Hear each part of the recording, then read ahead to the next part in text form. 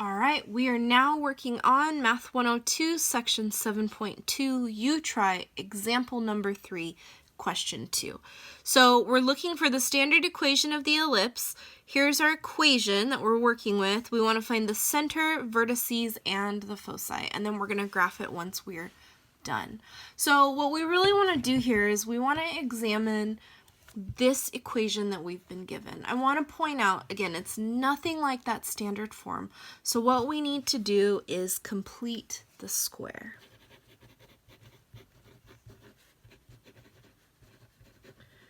And actually, we're going to do it twice. Okay? So, completing the square, I'm going to start off with my equation, 4x squared, and as I actually copy this down, I'm going to try to move all my x's together, so minus 16x, and then I'm going to put my plus 9y squared plus 18y, and I'm going to move that 11 to the other side. Okay? So, we want to focus in on our x's as a collection and then our y's as a collection. One rule that we have, though, when we're completing the square is this leading coefficient, that means the number in front of what is being squared, needs to be a 1. So ours is not a 1. We have a 4, at least for this first group. So when we complete the square, we actually need to factor out a 4, at least factoring it out of these two terms before we go through the actual complete the square process. So when we do that, we have an x squared and a minus 4x, if I can write that correctly. It's a 4x. And then I'm going to put plus the empty space we usually put when we complete the square. Very similar to that, we're going to have plus, and this 9 is a problem the same way that 4 is a problem. So we're going to do the exact same thing. 9, and when we factor that out, we get y squared and a 2y plus our squiggly empty space. Okay? So it's really important that we remember to factor this number out of both terms in that group. One common mistake that I see here, and you can actually see I almost started writing it myself, we factor the 4 out of the first number and we forget to take it out of the second number. Or similarly, we factor the 9 out and we copy an 18y here, forgetting to factor it out here as well. So don't forget to do that. I'm going to write my equal to and my 11, and I'm going to write plus empty space plus squiggly line. So just like before, we want to actually figure out what these two values are, right? So we're going to say, take that negative 4, cut it in half, and square it, okay? That gives us a negative 2 squared, which is 4, which goes in this box, and this box as well. Before I go any further, though, I want to point out this isn't just a solo 4. Do we see that? Because this 4 is part of a group, and what's happening on the outside of that group? Well, it's multiplying, right? So really, if we were to distribute this back and clean all this up, distribute as well, add and subtract, it should be comparable to our original equation all the way at the very top. In its current format, it's not. So think about if we multiplied this in, we wouldn't really just add a 4 here. We would really add a 4 times a 4. I can even draw my distributing line here if you'd like, which is 16. So what I do to balance this out is before I even go to find this red part, I actually carry my 4 out front with me with that box. I'll do the same thing with the 9 times whatever shows up here. Now let's find this value that goes in this empty space.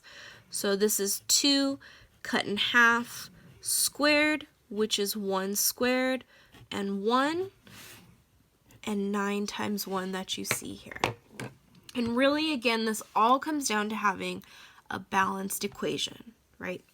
That's why we bother with this. Okay, next step. So we've got our completed square. We've balanced it on both sides. Now we want to rewrite it. 4 times, this becomes the square root of x, or x squared, so just x, minus, because this is negative, and the square root of 4, which is 2. Plus, bring my 9 down with me, we've got y plus 1 squared. And this over here is going to simplify to 11 plus 16 plus 9. This gives us 36. Okay? So now this should look a lot like the previous example that we did, right? We've got a number on the right side, we've got perfect squares over here on the left. Now it's a matter of making this into a 1 to match that standard equation. So we divide by itself, and then we mimic that on the other two terms on the left side so that we have a balanced equation. Now, just like we did before, we're going to reduce. So we're going to reduce top and bottom by 4 so that this essentially cancels out. And we end up with x minus 2 all squared over 36 divided by 4, which is 9, right? Divide by 4, divide by 4. Similarly, over here, we're going to divide. So we say divide by 9, and we get y plus 1 squared over 4 equal to 1. Okay? So just like we did in previous examples, now we're interested in which of these two has the larger denominator. So we'll notice this right here is 3 squared, and this right here is 2 squared. And just like the last example, this one is larger, which means we're going to have a horizontal stretch horizontally. Okay? So let's start to set this up. I'm going to collect my information over here on the left. We can already identify our center based on what we've got here. So our center is 2 and negative 1, and we'll fill in the rest of this as we move forward. So let's start our graph.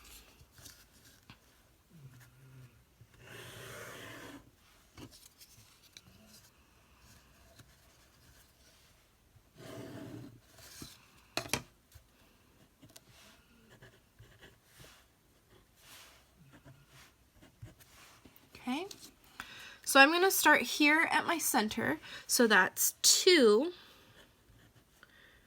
and negative 1. There's our center, right? According to this information, we're going to be moving left and right 3 spaces. So 1, 2, 3, that puts us at 5 right here. And 1, 2, 3, which puts us at negative 1, kind of in the way of that. I'll throw my negative below it. Okay, this tells us we're going to go up and down 2. So from here, 1, 2, and that's at 1, 1, 2, and that's at negative 3. Okay, the last thing that we need to be able to fill in all of our points, and then we'll go back and fill the rest of this out, is that value of c. Right?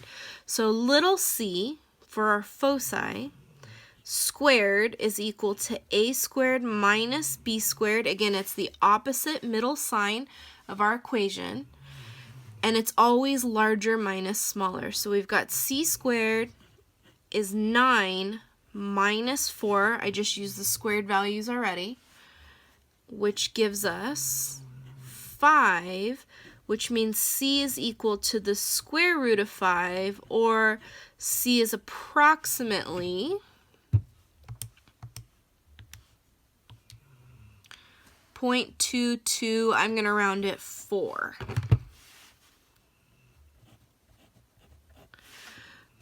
Excuse me, 2.24. So that means to the left and to the right, we're going to move 1, 2, a little bit further, 1, 2, a little bit further. And I'm going to label all these V1, F1, F2, V2. So we have enough to connect the dots.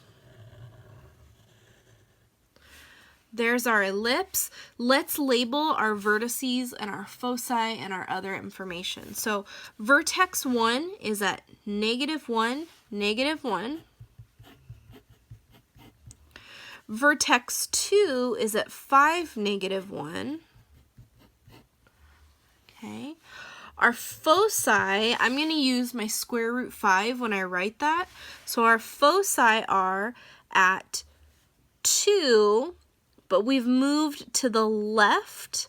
So I'm going to write this as 2 minus root 5, -1, and 2 plus root 5, -1, because that 2 and that radical are unlike terms.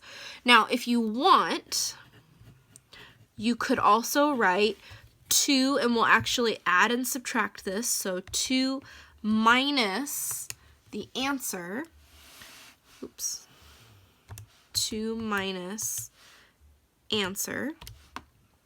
So you could also write -0.24, -1, and 2 plus, and I'm going to go up and copy that again, plus that answer, 4.24, -1. I would actually be okay with either of these. Pay attention to the directions when we cover this on an exam later, just to make sure you're answering it the way that it's asked. And then lastly, we can also include those co-vertices, which would be the point 1, 2, +1, and 1, 2, -3. Again, not officially asked for, but it doesn't hurt. All right, that's all there is to this question. See you in a moment for example 3.